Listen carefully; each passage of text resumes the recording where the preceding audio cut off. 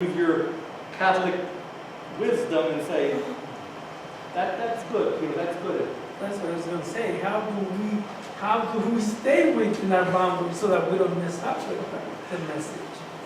Well, hopefully the foundations of your theology are going to be there where you start recognizing. What can you do with new deacons that are just getting into it? I think we have to be really cautious. Yeah, well, you do have to, but I can tell you, most people, this is where most people are going now for their information. I can tell you some good things you can check out. Catholic Biblical Quarterly, Theological Review. They give you good articles. They have editorial boards who kind of sanction the articles. Okay? I mean, I like to go kind of read it all. And some of them I go, this is baloney. I love that too, but then I just want to make sure that I don't go over or go to, or I may become a Protestant. So Check with Jeremy. I mean, the other thing you could do would be to talk with your pastor. See, look at this article. You're going to find a lot of stuff. You'll find a lot of Presbyterians and Protestants are writing, and some of their stuff is very good. You shouldn't be scared of the Protestant writers, especially those who write in the biblical tradition, because a lot of their scholarship is very fine for us to use. So you start learning the names of people you can trust and go to. Somebody had their hand. I'm just going to say, they have a nice section for children's They will have even people's preaching that have been done in the past on there. Now, you got to be careful. I advocate that we should read each other's homilies. I mean, collections of homilies by Mike Bolson,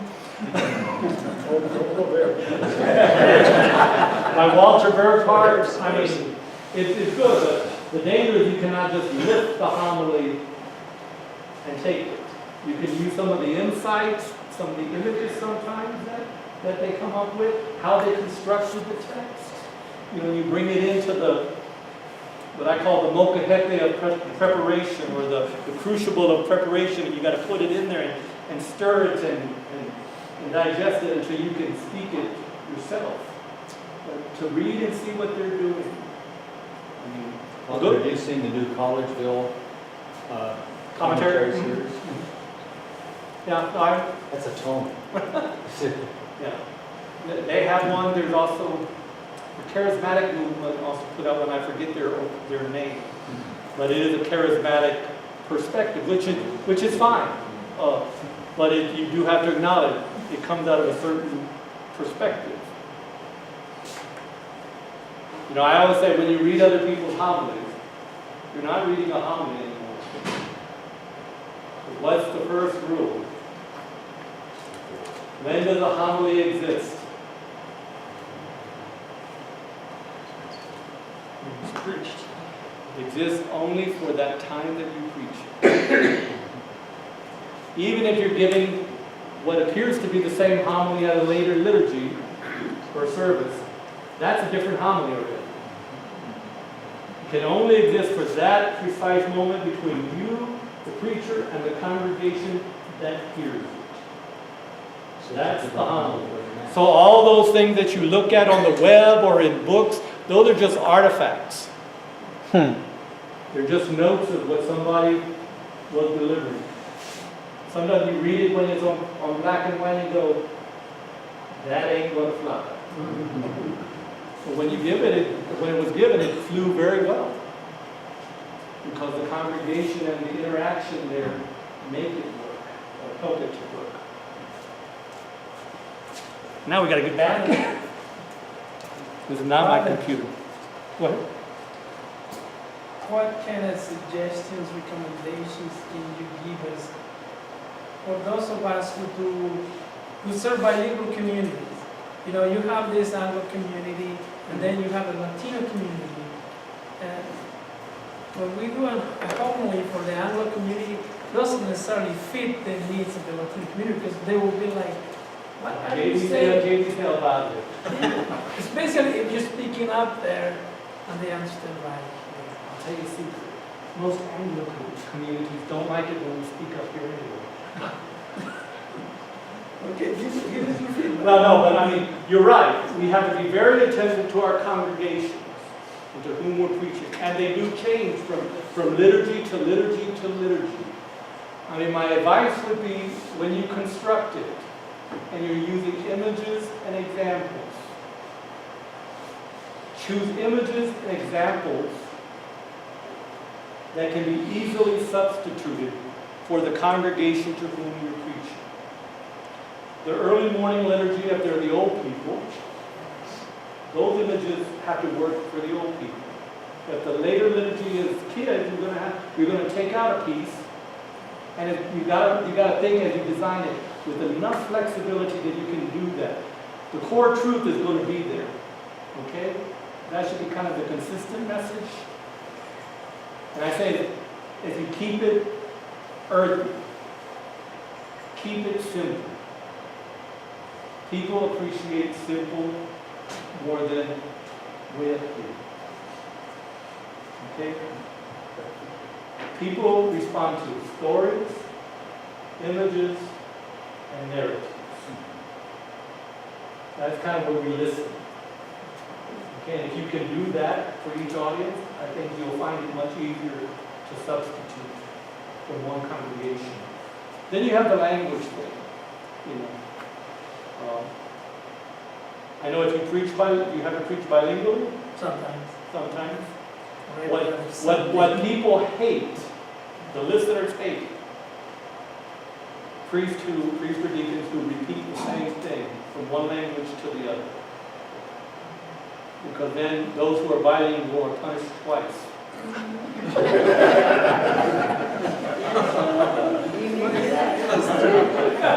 If you speak both languages, you get punished twice normally.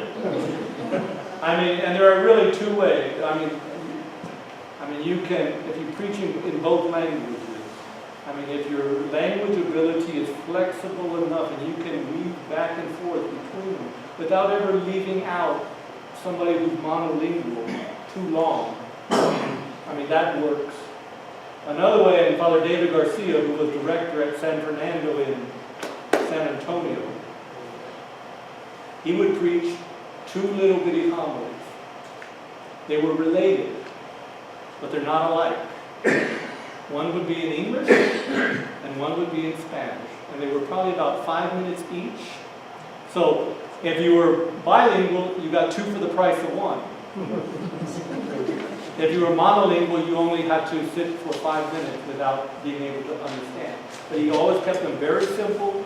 They were the relationship between them, but they were not the same homily. Okay? So that's how he handled it when he had to use two languages in the same ceremony. Okay? Okay? Okay. This is another one. This is done by the Dominicans. You can trust this one. The Dominicans of the Southern Province have this kind of resource out there, Preachers Exchange. And I'm going to have the deacon's office send these slides out to you. I'll turn them into note pages and you can have them. It'll take a little while to clean them up and correct some of the misspelling. This one, you can go online and get it. Father Jude Siciliano taught homiletics for many, many years and now semi-retired, but he kind of brokers this exchange, and every week he puts together what he calls his first impressions. It's just kind of his first, here's what I'm thinking, here's what I'm seeing, here's what I'm pondering. And he invites other people to comment too, as well. He'll send them to your email if you want them that way. He does it free, it's free. They do periodically ask for a little donation to support the ministry if you use it. They also have links to other things. There's a Dominican website where every day they have daily preaching that you can listen to. They have some commentary on it as well. So it's a pretty good service. Another one is the St. Louis University liturgical website. Ron Rolheiser writes for this one. You'll find David Foley of the music fame, the St. Louis Jesuits. He has commentary on here as well, and they usually handle liturgy, scripture. So, as I said, you can kind of trust that one. And then the Creighton Daily Reflections from Creighton University, again, the Jesuits are putting that. So those are a couple of them I could send you to. But I do really like the text this week because of how broad it is and how much information you can find to stimulate your creativity.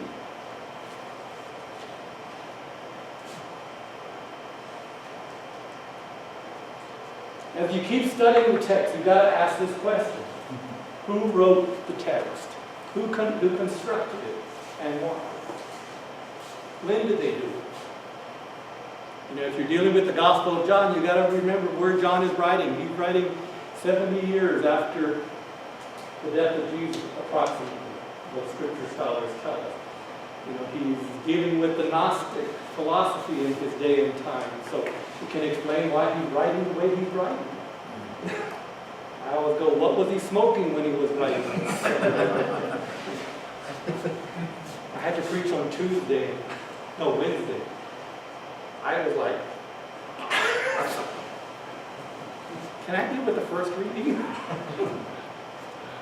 But go and find out who's writing it and when. What's the location of the text? Where was John when he wrote this text? Where was, the letter to the Philippians? Where's Philippi? What's going on in Philippi when Paul's writing to it? What characterizes life and culture? In Philippi, when Paul was writing to Philippi, there was still all this God worship going on. Roman gods, Greek gods, Jupiter. We have to kind of know that to get what Paul's referring to in those letters. What's the religious context? The church context. When Paul writes those famous phrases about the institution of the Eucharist in Corinthians, you all know those passages, right?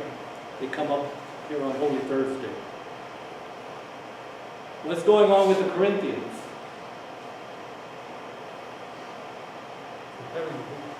They're having a big fight, is really what is happening.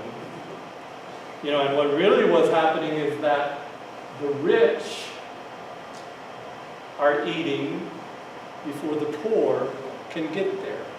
So that when the poor have arrived, all the good stuff is gone. And you got to remember, Eucharist was in the context of that meal in those early days.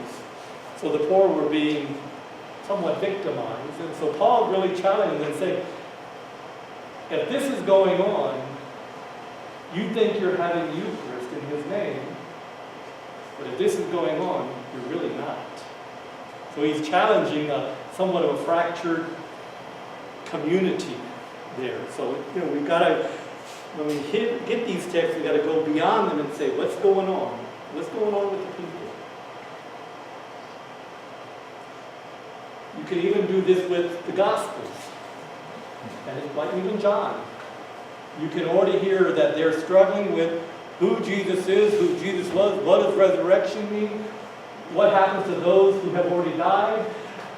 It's all going on behind John as he wrote the Gospel, reflected on the life of Jesus that became the Gospel. They're dealing with these issues because it's in his writings.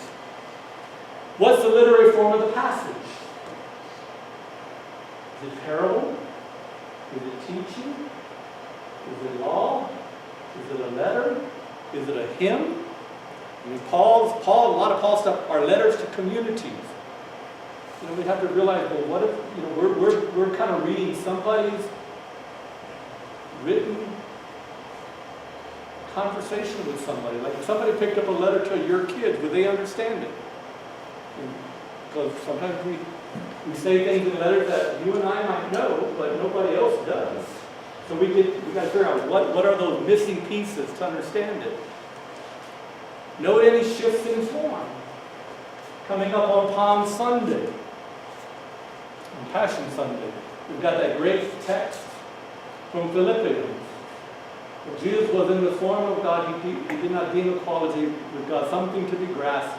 It's in every yearly cycle. It starts out as one sort of writing, but it ends up as a hymn. And every need must bend. The scripture tells us that it probably was that at that thing, because it would have been sung, it would have been a cue for everybody to go onto the knee. Note those shifts. Compare the translations and words they employ to communicate meaning. Consider the theological interpretations of the text through history. If you know this, that feasting on the word book will help you with some of this. There is also a commentary by ancient writers on some of these texts that you can look at. As for your background knowledge, the Philippians text was used during some of the heresies to correct wrong teaching. Consider the text in the context of the liturgical year. The Philippians text is coming up on Palm Sunday. That has a liturgical context that we've got to kind of hear and know as we study the text. We were dealing with the Immaculate Conception earlier. That's also a liturgical context. It's a liturgical context with some oddity because they use the Annunciation readings. Consider to whom this text should be preached. It's also an invitation to consider how this text has been often preached and used to hurt people. Certain texts were used to enslave people or to keep them in subjugation. Wives, be submissive to your husbands. Keep women's voices down, especially in patriarchal societies. It's been used to keep slaves from revolting. So we got to remember, how do we need to preach this? And then you got to move to putting together focus and a function. These two things are probably one of the most important things you can do in a preaching preparation process. What is the concise description of the central, controlling, and unifying theme of your homily? Some people talk about this as the pearl of great price. One pearl. Huh? Pearl of great price. Oh. Never mind. We'll tell Bishop Unger, that's his expression. We'll tell him to take it to his grave. Even though it's not in a book, he has it in a book. You search for that one idea, that one core thing that has to be the cog on the wheel that holds everything together. If you tell a story, you got a joke, you got examples, illustration, it all goes back to that. If you don't have it when you start, you won't have it when you end, and your homily is going to go all over hell's half acre, and the people of God are going to fulfill. He's off and running again. One thing, everything. You might not even mention this in your homily, but the people of God should know at the end, this is what it was about.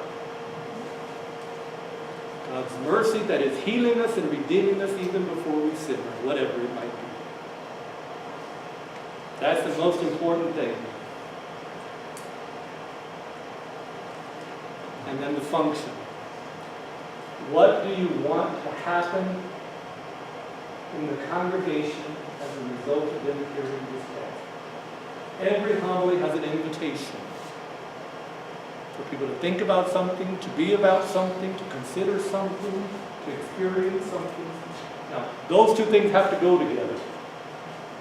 If your primary message is about mercy, and then you're off over here talking about I want them to celebrate marriage, well, you're this far apart. So they got to work together. The most important one is focus. Underneath it is the function. so that when they leave there, they know what's supposed to happen. Okay, I think we should take a break, huh? 10 minutes? Come back.